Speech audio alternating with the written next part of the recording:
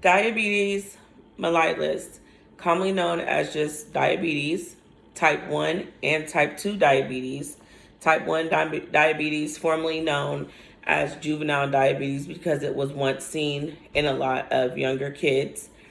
It's a disease that causes high blood sugar. The hormone insulin moves the sugar from the blood into your cells to be stored and used for energy.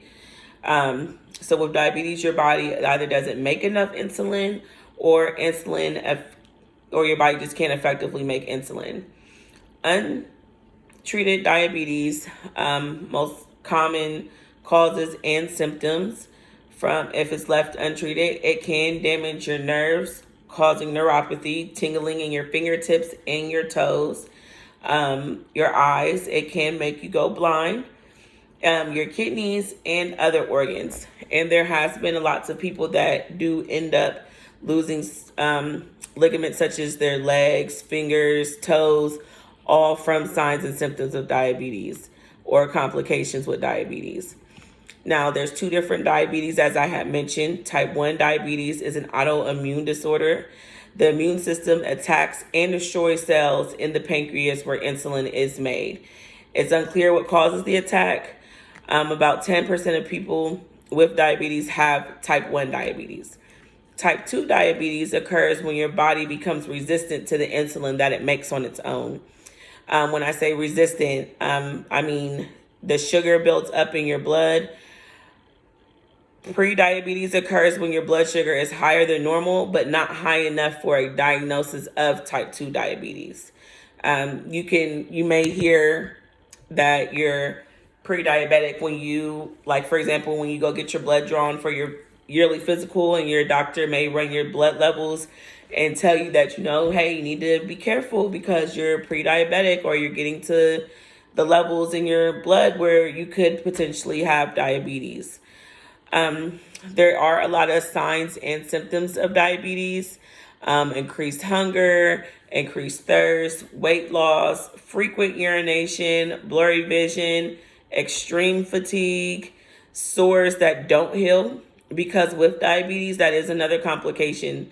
They're going to tell you that you're always going to want to have shoes or socks on, because if you hurt yourself or cut yourself, it is hard for your wounds to heal. And that's where a lot of the neuropathy comes from. Also, for example, if you may scratch your foot or something on a rock and then it doesn't heal properly, it can become infected and it can be slow to heal, and it can be very gross.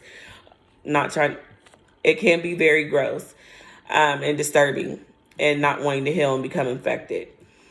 With type 2 diabetes, the signs and symptoms: increased hunger again, increased thirst, increased urination, blurry vision, tiredness, and sores, again, that are slow to heal. There is another type of diabetes, which is called gestational diabetes, that pregnant women tend to get when they're carrying a child. Their sugar levels in their blood tend to go up, and that's due to the pregnancy. However, those women that are experiencing gestational diabetes, they still have to do the same things that the same people would have to do if they had type 1 or 2 type 2 diabetes.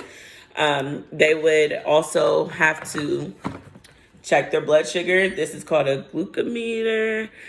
And with gestational diabetes, the mom is always going to have to prick her finger before her meals, before bed, check her sugar levels, and if they are at a certain level, she will have to inject herself with insulin during the pregnancy. Now, that may go back down to not having diabetes after she's pregnant.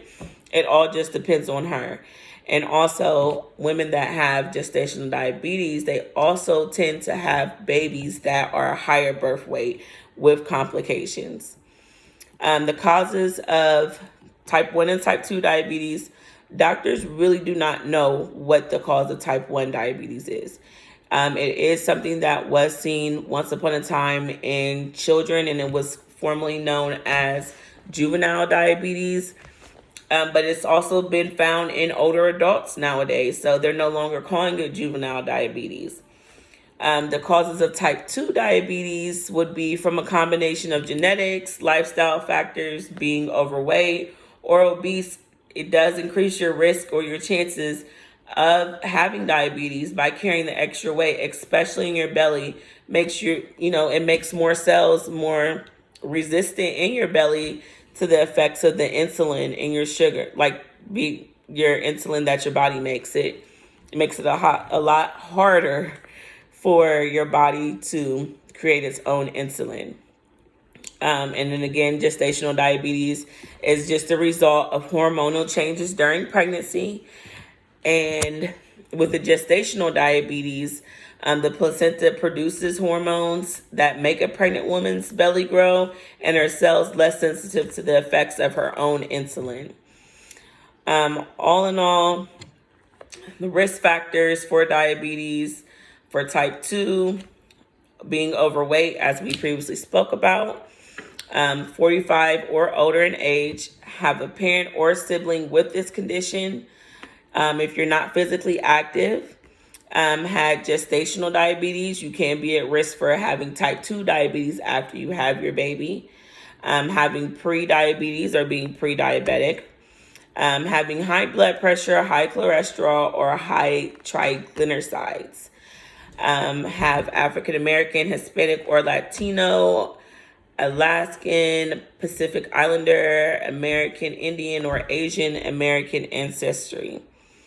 Pre-qualifications for gestational diabetes would be if you're overweight, over the age of 25, had gestational diabetes during a past pregnancy, have given birth to a baby weighing more than 9 pounds, have a family history of type 2 diabetes, or have polycystic ovary syndrome, also known as PCOS. The bottom line is, if you want to beat diabetes, you're going to want to be fat. You're going to want to get fit. You're going to want to work out. You're going to want to develop those healthy lifestyle changes that can prevent you from developing diabetes. Diabetes is nothing that is fun to have for anyone. Nobody wants to have to poke their fingers day in and day out, inject themselves with insulin. Insulin is a very, very expensive drug. And a lot of insurance companies, it is hard to find this type of coverage for this medication. Hope you guys enjoyed my video. Say no to diabetes.